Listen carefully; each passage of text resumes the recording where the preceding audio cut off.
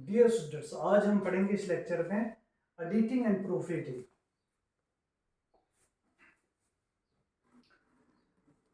Students of 11th and 12th classes, I am talking to you. ये question number 7 है, 8 marks का है, common है, 11th में भी है 12th में भी है। एडिटिंग है। आपको क्या होगा कि आपको एक पैसेज दिया जाएगा 100 से 200 वर्ड्स का, उसमें 8 गलतियां होंगी। पहले सेंटेंस में एक होगी, फिर दूसरा सेंटेंस उसको लिखा होगा 1 2 3 4 5 6 7 8, जहां 1 लिखा होगा उससे पहले ही एक मिस्टेक होगी। मिस्टेक किसकी होगी? पंक्चुएशन की हो सकती है, स्पेलिंग की हो सकती है, अच्छा जी, टेंस की, नरेशन की, एक्टिव एंड पैसिव वॉइस की, कंजक्शन की, प्रपोजिशन की, मॉडल की। तो ये सारी चीजें होंगी। ऐसी गलती हो सकती है जो आपने ठीक करके लिखनी है। What is editing?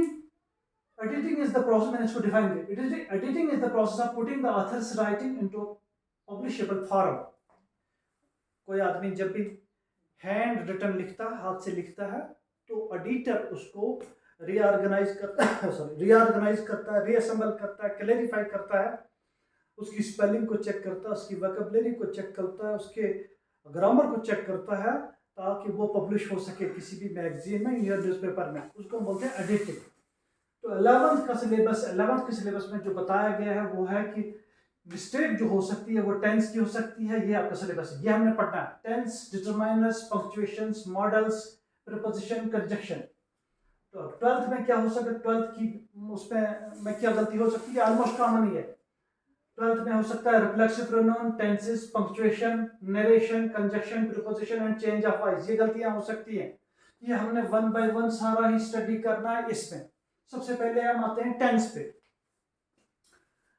तो टेंस में जब हमने क्रैश कोर्स किया था, मैंने आपको टेंस पढ़ा लिए थे सारे सारे के सारे। वहां मैंने बताया भी था कैसे एक सेंटेंस को हम किसी भी टेंस में नेगेटिव बनाते हैं, फिर नेगेटिव फिर इंटरोगेटिव बनाते हैं, फिर नेगेटिव प्लस इंटरोगेटिव बनाते हैं। फिर भी मैंने एक चार्ट, कंसोलिडेटेड चार्ट टेंसेस का बनाया है। तो प्रेजेंट टेंस में ये वर्ब की पहली फॉर्म है, और एस इसलिए है कि अगर हमारे पास सब्जेक्ट थर्ड पर्सन सिंगुलर हो तो हम फिर इस टेंस में वर्ब के साथ एस या ईएस लगाते हैं। जैसे शाम सिंग्स, और कंटिन्यूअस में होता है is am are plus first form of the verb या आईएनजी इंग। परफेक्ट में होता है ये हैज है, यहाँ वाज नहीं है, ये हैज और हैव। एक के साथ हैज आएगा, ज्यादा के साथ हैव आएगा, और वर्ब की तीसरी फॉर्म। और परफेक्ट कंटिन्यूअस में होता है has been oblique have been plus first form of the verb. फिर पास्ट में यहाँ पहली फॉर्म, पास्ट में सेकंड फॉर्म। तो यहाँ is am are present continuous में, मगर पास्ट कंटिन्यूअस में वाज वर्ब प्लस वर्ब की पहली फॉर्म के साथ आईएनजी। तो पास्ट परफेक्ट में हैड और वर्ब की तीसरी फॉर्म। पास्ट परफेक्ट कंटिन्यूअस में हैड बीन प्लस वर्ब की तीसरी फॉर्म। फ्यूचर में विल शैल प्लस वर्ब की पहली फॉर्म। और कंटिन्यूअस होता है will shall be plus verb की पहली फॉर्म के साथ आईएनजी इंग है। यहाँ ये थोड़ा सा लिखने में हो गया है, यहाँ क्या होगा, यहाँ होगा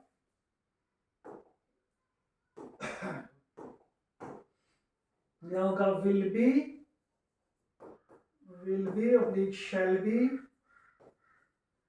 plus first form of verb with ING ing. क्या होगा? यहाँ will have shall have plus verb की तीसरी फॉर्म। यहाँ will have been shall have been plus verb की पहली फॉर्म के साथ आईएनजी। हमने टेंस ऑलरेडी किए हुए क्रैश कोर्स में। तो आपको अगर कोई डाउट हो टेंसेस का तो you go back to that video और उसको अच्छी तरह पढ़े, तो आपको टेंस क्लियर होने चाहिए। नेक्स्ट मैंने यहाँ सॉरी मैंने आपको यहाँ बताया कि व्हाट इज प्रेजेंट सिंपल में क्या होता है। to express habitual action, he goes to work। Present simple में, प्रेजेंट कंटिन्यूअस में present action going on, present में एक्शन चल रहा होता है प्रेजेंट कंटिन्यूअस में। he is singing a song, present में चल रहा है। प्रेजेंट परफेक्ट में action just completed, he has completed his homework, action जो अभी कंप्लीट हुआ, past simple, action in the past, she sang a song, उसने गाना गाया, action in past. Past continuous, action continuing at a particular time or during a particular period in past. They were reading a book. Continuing action but in past. Action continuing but past. Past perfect, action completed before a certain period in past. Action completed in past. They had eaten food. Action completed in past. Future simple, action that has still to take place, जिसको अभी होना हो, future simple. Future continuous, action going out at a particular time in future time, जो action चलेगा future में. Future perfect, completion of action in future, future में जो काम complete होगा. Okay. Present perfect continuous, action started in past and is still continuing. Okay ji. They have been reading a book for 2 years. So action started in past but still going on. Past perfect continuous, activity was continuous and that was still going on. पीछे activity continue थी और वो चल रही है. Future perfect continuous, action is to continue till some point of time or period of time in future. Future में past perfect, future perfect continuous. ये कुछ सीक्वेंस ऑफ टेंस है. इसमें what is a principal clause मैं आपको बताता हूँ. एक होता है प्रिंसिपल क्लॉज, एक होता है सबऑर्डिनेट क्लॉज. जब मैं आपको बताऊं व्हेन द सन रोज, जब सूरज चढ़ा, आप पूछेंगे फिर क्या हो. तो व्हेन द सन रोज इसको हम बोलते हैं principal clause. The fog disappeared इसको हम बोलते हैं सबऑर्डिनेट क्लॉज या डिपेंडेंट क्लॉज. तो यहां थोड़ा सा रूल को फॉलो करना है. टेंस में ये एक सीक्वेंस है. क्या है? If the principal clause is in the present tense, the dependent clause can be in any tense. अगर प्रिंसिपल क्लॉज प्रेजेंट टेंस में है तो जो डिपेंडेंट क्लॉज होगा, उसके ऊपर जो डिपेंडेंट होगा वो किसी भी टेंस में हो सकता है. Okay. If the principal clause is in the future tense, the dependent clause can be in any tense, वो भी किसी भी टेंस में हो. हाँ, if the principal clause is in the past tense, he said that he was late. अब if the principal clause is in the past tense, the dependent clause must be in the past. अब if the principal clause is in the past tense, तो जो dependent clause है वो भी past tense में होना चाहिए और वो verb की दूसरी फॉर्म से होगा. बाकी इसमें कोई चेंज नहीं है, बाकी ठीक है. तो ये मैंने आपको बताया कि अब आपको मिस्टेक कैसे निकालनी है. मैं एक सेंटेंस निकालता हूँ, मैं उसको इसको मैं आपको करके दिखाता हूँ, आपने एग्जाम में कैसे करना है. ये है क्वेश्चन नंबर 7. आपने पूरा पैराग्राफ नहीं लिखना है. मैं एक सेंटेंस लिखता हूँ. They is going to school. यह गलती है.